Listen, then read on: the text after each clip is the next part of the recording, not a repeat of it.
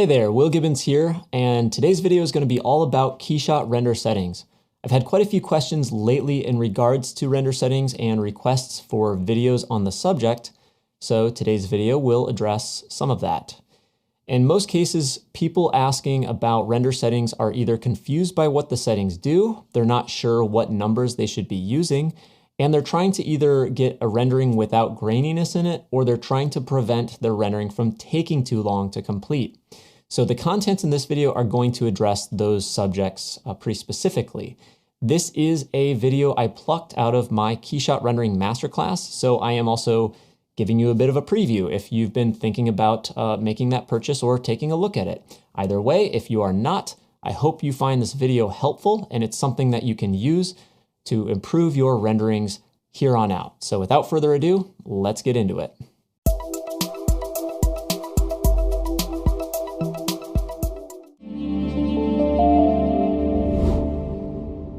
Okay, so moving on from our render output settings, we're going to look at the render options.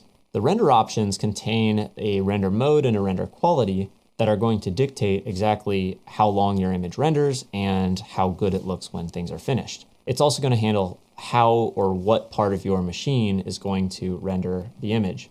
So by default, the way Keyshot works is it's going to inherit the real-time view settings. That's the settings we put in here. And it's also then going to use all of your CPU with as many cores as are available. And it's going to pause Keyshot and then work on that rendering to try to make it happen as fast as possible. If you click use real-time CPU settings, I have 50% of my CPU available in the real-time right now. So it would use only half of my CPU. And it would also render half as fast. Now, if we leave background as an option, what it would do is it would use my CPU to render this image, but it would still allow me to keep working in Keyshot. Unfortunately, I seldom have a reason for this because I think that maybe if you had something that was really low priority that you didn't care how long it was going to take to render, but you just had to keep working throughout the day, you could do this. But in my mind, it's better to use the queue to build up a queue of images and then just render all of them as you leave your computer for the day.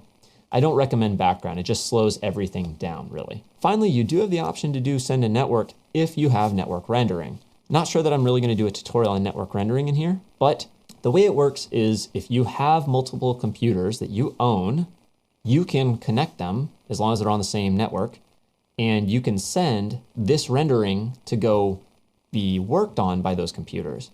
When this rendering completes, it will come back to wherever the destination we dictated, which is our desktop, and it will be done rendering. The benefit of this is it allows us to keep working fluidly here in Keyshot on our computer without having to stop and wait for the image to be done. And if you have multiple computers networked, it's going to render significantly faster. So I have two computers here, 128 threads, 64 cores available. What that means is I've essentially doubled the speed at which I can render if both these machines are working together. The cool thing about network rendering is you can say only use a little bit of this computer and use all of that computer. And that allows me to keep working on my Keyshot scenes. Back to this case today though, I'm just going to use the default mode and I don't want to inherit from real-time view. I'll go ahead and just set how much CPUs I want used. I usually go down just one notch from the top rather than saying all of them. So I'll hit 62. And then as far as our quality here, this is where people have the most questions. Should I use max samples? Should I use max time? Should I use custom control? And the answer is always going to be it depends. Now, if you don't have a lot of experience, I generally am not going to recommend custom control. And I definitely don't recommend maximum time unless you have a good reason to use it, which brings me to maximum samples. This is where I think most of you are going to use, and this is the mode or the quality setting that I think that you typically should go to. So the samples, as we discussed, is going to control how polished your image looks by the time we're done. So in order to figure out how many samples we need to employ our heads-up display as well as our region render. So again, H is heads-up display, and our region render is Control-Shift-R. So if I go ahead and let's actually switch to a different studio for a second, hit Control-Shift-R, and drag this box around a particular grainy area, and I let this sit till this grain smooths out. I'm going to watch this, And when it gets nice and smooth and I'm happy with how it looks, I'm gonna look in the upper left-hand corner and see what the samples say. Right now, they're at 160 and they're going up fast. I think this image will look nice and smooth, or the shadow will at 160 or so. Region render, and I go back to my settings, I can say I want this to be 165 samples. That should be sufficient to create a pretty nice clean image. Now you can always go higher if you know you just want to ensure that everything looks as best as it possibly can. But typically you're not going to see much of a difference. As long as you're not seeing any more graininess, then you shouldn't need to go very high on this number. Now, if we go to an image that has depth of field and has much bigger objects more close to the camera, as I switch to Studio 4 here, if we go and put a region render here, you're gonna notice that it may take quite a bit longer for the graininess to resolve up in here, and the number may need to be higher. So we got the kind of splotchiness because we have that depth of field going on, and the grain from the shadow, I'm seeing it still looks grainy to me, and it still is at 200 some odd samples. So I'm gonna let this sit until it looks buttery smooth as far as my eye is concerned. And I'm seeing it's almost at 350 samples before it looks good. Remember what we said earlier about our material samples. I may be able to take this light and set this to something like 16. That may help prevent me from having to increase the samples that are causing that graininess in here quite as high. But generally speaking, again, if you have depth of field, you're going to need to increase the samples at least twice as high as if you didn't. If we get back into our settings here, I may say just for all of these, if I want to use the same render settings for every one of these images, just to simplify matters, I might say I'm going to render at 350 samples. Now there is something new for KeyShot 10 called pixel filter size. And it says that this is going to be the level of blur applied to the image. If we go with 1, it applies no pixel blur, and it will help, it says increasing it will help prevent anti-aliasing and reduce the sharpness. The anti-aliasing is something that happens near the edges of angles. You sometimes get that stair-steppy effect. It can also happen when you have like circles like this on a pixel grid. You can get the little kind of jagged edges.